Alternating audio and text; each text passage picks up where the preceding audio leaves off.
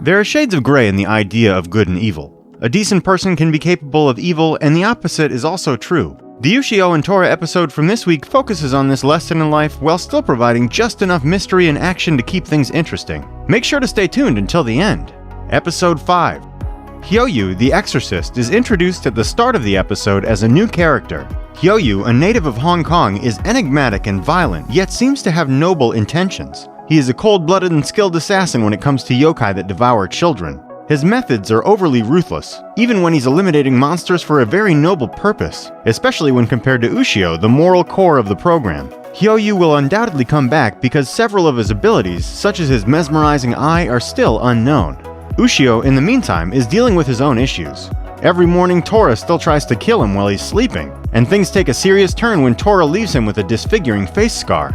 We're sure we're not the only ones who wonder why the bad guys don't just launch an assault during the transformation procedure, so it's excellent that Tora is taking advantage of the split second before Ushio changes. But there's another issue that stays unresolved and irritates me. Why does Tora appear on TV if nobody can see him? When Hyoyu determines that Tora is the villain he wants to get revenge on, technology is once again Tora's nemesis. How likely are you to defend a monster who keeps attempting to murder you every day, even though Ushio knows better? Ushio had a beautiful moment in class as he was ready to receive his undoubtedly terrible report card, but was too preoccupied with his thoughts to pay attention to the teacher. Bad grades are the worst thing a middle schooler like Ushio should have to cope with, which only makes his moral quandary appear more compelling in perspective.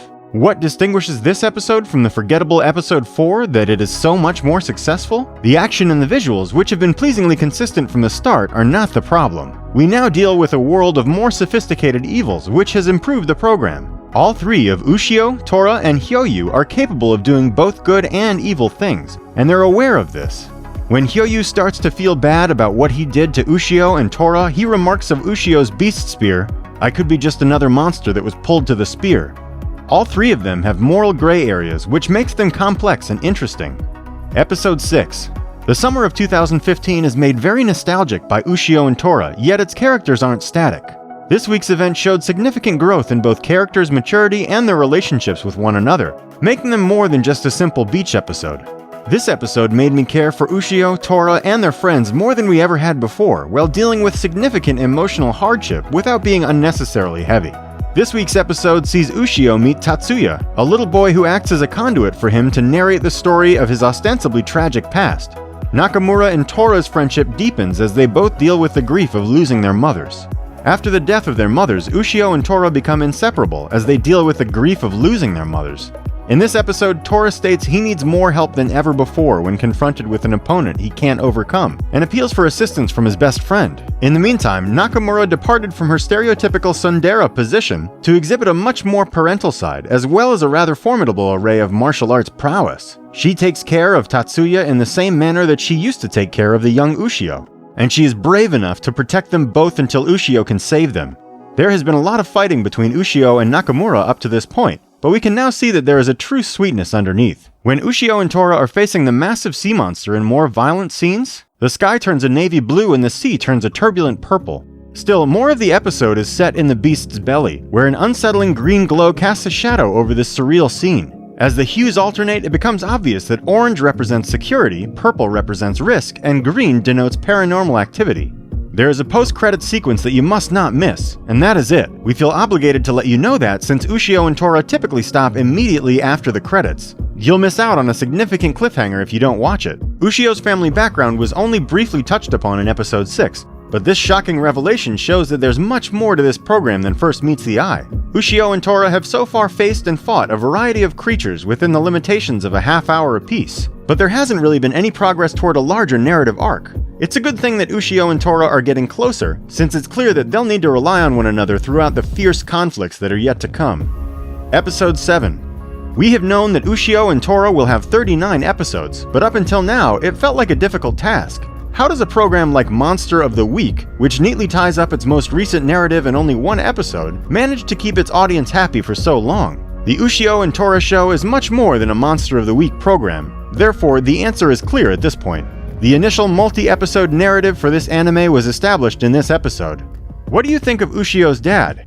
He comes across as a bit of a slacker parent, constantly on the go for unknown reasons, leaving a middle schooler alone in a temple tasked with sealing a perilous but simple to find yokai. Shigure and Ushio's relationship may quickly transition from a serious to a comical state, but it has only recently become apparent that Shigure is masking his actual nature with humor. Shigure's true nature was ultimately exposed in episode 7 of the series. He promptly makes this realization after rescuing a little kid and an elderly woman from malevolent spirits. The program establishes Shigure's credibility from the outset by placing him in a situation where he is the hero. Ushio continues to act as the moral core of the program. He is ultimately responsible for determining which actors the audience can and cannot believe. It shouldn't come as a surprise that he decides to always stand up for his father. Now that Tora has changed her mind, Shigure is simply one of the two ethically dubious characters in Ushio's life. His connections with both of them have a fast transition from humorous to sinister. Tora is constantly attempting to murder Ushio, and Shigure has never been there for him emotionally or physically, so he can't totally trust either of them. Because evidently he can't just tell him, Shigure uses his hands-off parenting style to set Ushio and Tora on a quest to discover what happened to Ushio's mother. Ushio currently carries a heavy load, and we're not just saying that because Tora likes to perch there. Ushio has recently learned that his mother might not be sleeping as well as he had previously believed. He didn't know that his father was a yokai exorcist and far more powerful than he thought until the previous evening. Ushio is still in the dark about a lot of things, including this Hakumen no Mano item his father brought up. He only knows that exercising it might be his destiny.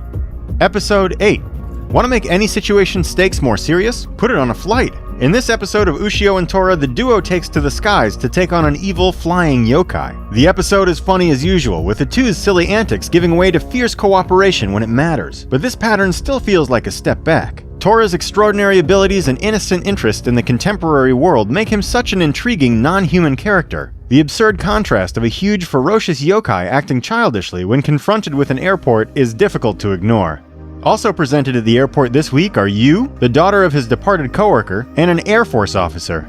Like the majority of sane individuals, Yu doesn't buy the lieutenant's claim that her father was murdered by a yokai. Obviously, it will change during the next 30 minutes. Due to the circumstances of her father's passing, Yu has a fear of flying. Therefore, it's a wonderful moment when a blushing Ushio grabs her hand. Ushio, a middle schooler who's ashamed of himself yet tries to do the right thing, serves as the moral core of the program. Yu has legitimate reasons to be concerned, as it turns out.